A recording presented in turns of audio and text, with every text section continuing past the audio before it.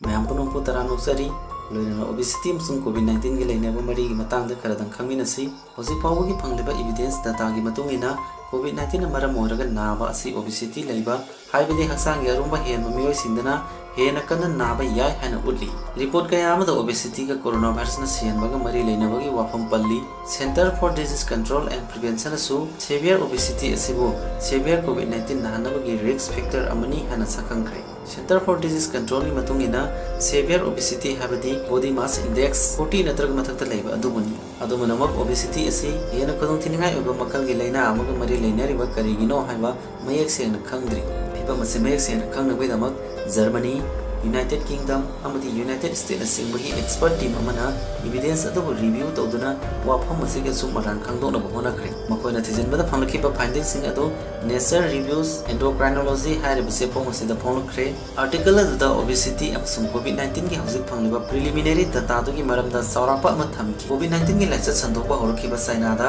patient जहुम मरपुनितो की data उडली मदुदी कोविड-19 के मरी लेना सेवियर न्यूमोनिया डेवलप तौरपगी रिस्क असि ओबेसिटी न मरम ओरगा सादा चामग निफुनितो की सांदो वांबा हेनहैनी न्यूयॉर्क तो कोविड-19 पेशेंट लिसिंग मरी रोमदा सथकिबा अचौब स्टडी मत थेनकी मदुदी सेवियर ओबेसिटी असि पेशेंट सिंगु हॉस्पिटलाइज तौहनबगी यामना सावबा रिस्क फैक्टर अमा ओइ वाशिंगटन की सिटलदा यामना फिबम लुना नारबा कोविड-19 के पेशेंट सिंग सथकिबा स्टडी मदसु सब मानबा फाइंडिंग सिंग फंकी एनालिसिस असिदा थेनकी मदुदी ओबेसिटी लेबा पेशेंट सिंगी सादा मरपु मंगादी मैकेनिकल वेंटिलेशन मथौता ओबेसिटी लेतबा पेशेंट सिंगिना सादा हुमफुमरी खक्तंग मैकेनिकल वेंटिलेशन मथौता रामी असिगा सुमथक्ता ओबेसिटी लेबा पेशेंट सादा हुमफुनितोय कोविड-19 मरम ओरगा सीबा मतमदा ओबेसिटी लेतबा पेशेंट सादा 53 खक्तंग सिरमी अदुबु निसिंगदबा मरोय वफम अमदी हारिबा स्टडी असि पेशेंट 19 खक्तंग सथखिबनी मकोय लोयना मुयाना फिबम सोना नारबा गातनी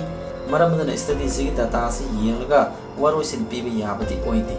एनालिसिस अदुगे अरोयबन फ्रांस की लिल द सथखिबा स्टडी दा पेशेंट साम 19 यावरमी स्टडी असिदसु ओबेसिटी लेबा पेशेंट सिंगदना इन्वेसिव मैकेनिकल वेंटिलेशन की मथौ ताबे याबगे सांग हेंब थेनकी एविडेंस सिंगसिना ताली मददी ओबेसिटी हाइबसी कोविड-19 की याना मरुओइबा रिस्क फैक्टर अमा ओइबा याय स्टडी दुगी लुसिंगबा German centre for diabetes research की डॉक्टर नॉर्बर्ट स्टेफेन हाई नोवेल कोरोना वायरस ने इन्फेक्ट तौरबा मियोइबो ओबेसिटी न मरम ओरगा हेना रोफिबम न नाहनबा अमदी सिहनबे याबगी रिस्क वांगी ओबेसिटी हाइबसी करिगी रिस्क फैक्टर अमा ओइरिबनो हाइबदो अमु खोइ खंगिनसि मरुइना हाइरबा रिस्क असि अतोपा नाबसिंग खुदमना ओबेसिटी लेबा मियोइसिंगदा यामना तोइना थोकनबा ब्लड प्रेशर वांगबगुमगा मरी अमता लेनदबा ओना तौरी स्टडी की रिपोर्ट मतुंगिना ओबेसिटी न सेवियर कोविड-19 की रिस्क हेंगटहनबगी ओइथोकपा याबा मरम अमा हाइरगदी रेस्पिरेटरी डिसफंक्शन हाइबसि ओबेसिटी लेबा मियोइसिंग असि मकोगी निंसा सोर होनबगी लंबीदा रेजिस्टेंस लेबा लंग्स वॉल्यूम नेमबा अमदी रेस्पिरेटरी मसल सोनबा सिने चिंबा खुदोंचादबसि असि हेना लेबा याबगी ओइथोकपा लई हारिबा फिबम सिंग असिना कोविड-19 थेंगनानबा होनबदा यामना अरुबा फिबम ओहेलिबनी फैक्टर सिंग असिना मियोय अमबो न्यूमोनिया नाहलकपा याबगी रिस्क हेंगटहली अमदी हार्ट अहेन स्ट्रेस सिंग लेहेली ओबेसिटी हाबिसि डायबिटीज हार्ट डिजीज अमदी किडनी डिजीज का सुमरी लेनै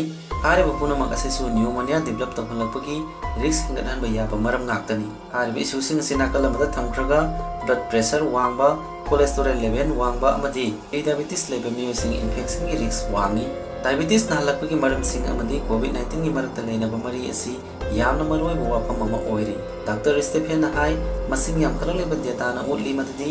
डायबिटीज डायग्नोस तौबा ngambagi sang yaudiba oirba fawbada hyperglycemia habadi ida glucose sang wangba habisi severe covid-19 nahalakba yabagi maroiba maram ama oiri bisiteli bamioi sing covid-19 gi risk wangi ane research asina su phongdoli analysis अदोदी यौसिनबा ngamdaba khara dilerami ahanbadi study ayamba peer review tawkhidi madi study kya amadadi patient singi haksangi aromba natraga awamba pandi nimag asi BMI hotpada mathau taba ngatani BMI habasi haksang deyawa fat ki percentage on the sinaba yai laisa dasina khwadagi fibam thina sogan ba mafam oriba China amadi Robert Italy hari mafam ani asida satagiba study kharada patient singi haksangi aromba natraga awamba pidi study report aduna hai matung tarpada sathaba study sindadi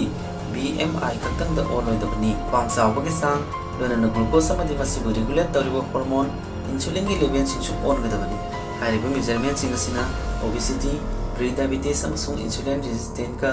covid-19 ga lenaba mari chap chana khangdokna bahonabada mateng oigani hairi